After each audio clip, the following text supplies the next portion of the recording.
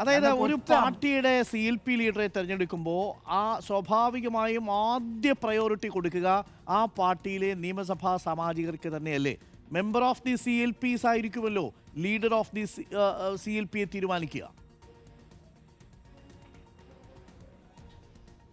നമുക്കറിയാമല്ലോ പല ഘട്ടങ്ങളിലും എല്ലാ പാർട്ടികളിലും പല ഘട്ടങ്ങളിലും നിലവിലുള്ള CLP, ഞാൻ ആ കാര്യങ്ങളെ സംബന്ധിച്ച് തന്നെ പ്രതികരിക്കാൻ ആഗ്രഹിക്കുന്നില്ല. അതൊക്കെ ഞങ്ങളുടെ നിലപാട് വ്യക്തമാകുന്ന സ്ഥിതിയിലേക്ക് വരും. അത് ഒരിക്കലും പറയാൻ ഞാൻ ആഗ്രഹിക്കുന്നില്ല. പക്ഷേ കോൺഗ്രസ് ഹൈക്കമാൻഡ് ഈ കാര്യത്തെ സംബന്ധിച്ച് ഉചിതമായ appropriate decision in appropriate time ഞാൻ ഇന്ന് പ്രതീക്ഷിക്കുന്നു. അത്തരത്തിലൊരു തീരുമാനം കോൺഗ്രസ് ഹൈക്കമാൻഡിന്റെ ഭാഗത്തുനിന്നുണ്ടാകും. ഒറ്റ അഭ്യർത്ഥനയാണ് ഞങ്ങളുടെ പാർട്ടിക്കുള്ളത്. ഇത് കൂടുതൽ ചർച്ചയ്ക്കും വിശകലനത്തിനും വിധേയമാക്കാതെ എത്രയും പെട്ടെന്ന് കോൺഗ്രസ് ലെജിസ്ലേറ്റീവ് പാർട്ടി ലീഡറെ പ്രഖ്യാപിക്കാൻ കോൺഗ്രസ് ഹൈക്കമാൻഡ് തയ്യാറാണ്. ചർച്ചകൾക്കിടയിൽ നമ്മൾ നിരീക്ഷിച്ചപ്പോൾ സംഭവിച്ചൊരു അപകടകരമായ കാര്യം, ഈ തെരഞ്ഞെടുപ്പ് വരെയും ഒറ്റക്കെട്ടായി നിന്നു എന്നൊരു പ്രതീതി വോട്ടർമാരുടെ ഇടയിൽ ഉണ്ടെങ്കിലും വളരെ പെട്ടെന്ന് നേതാക്കന്മാർക്കായിട്ട് പല നേതാക്കളെയും പരസ്യമായിട്ട് കരിവാരി തേക്കുക, സോഷ്യൽ മീഡിയയിലൂടെ അധിക്ഷേപിക്കുക, ഇതൊക്കെ നടക്കുന്നുണ്ട്. ഇപ്പോൾ ഷാഫി പറമ്പലിനെതിരെ, KCക്കെതിരെ, VDക്കെതിരെ, RCക്കെതിരെ ഒക്കെ നടക്കുന്നുണ്ട്.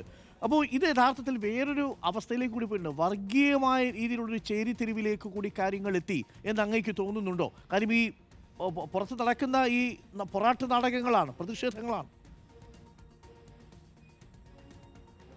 അല്ല, അങ്ങനെ വർഗീയവൽക്കരിക്കാൻ വേണ്ടി ചില കേന്ദ്രങ്ങൾ പരിശ്രമിക്കുന്നുണ്ട് എന്നുള്ളതല്ലാതെ UDFനെ സംബന്ധിച്ചിടത്തോളം ഈ കാര്യത്തിൽ അങ്ങനൊരു അഭിപ്രായ വ്യത്യാസമോ ധ്രുവീകരണമോ ഇല്ല എന്ന് മാത്രമല്ല, ശരിയാണ്, തർക്കമുണ്ട്. തർക്കമല്ലെങ്കിൽ അഭിപ്രായ വ്യത്യാസമുണ്ട്. അതുകൊണ്ടാണല്ലോ ഇത്രയും കാലവിളംബം നേരിടുന്നത്. ആ യാഥാർത്ഥ്യത്തെ ഞാൻ മറച്ചു വെക്കുന്നില്ല.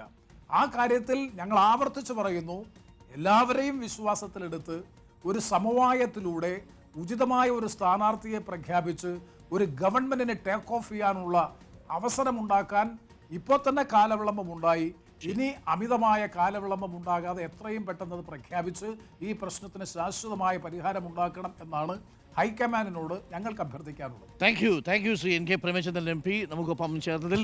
വളരെ വ്യക്തമായ നിലപാടാണ് RSP പറഞ്ഞത്. ഇനിയും വൈകിപ്പിക്കരുത്, ഘടകകക്ഷികളെ പരീക്ഷിക്കരുത്, വോട്ടർമാരെ പരീക്ഷിക്കരുത്, ഒപ്പം UDF പ്രവർത്തകരെ പരീക്ഷിക്കരുത്. ഇപ്പോൾ തന്നെ LDFനെ കൂടുതൽ എക്സ്പോസ് ചെയ്യാനുള്ള ഒരു രാഷ്ട്രീയ സുവർണാവസരം പാഴാക്കി കഴിഞ്ഞു.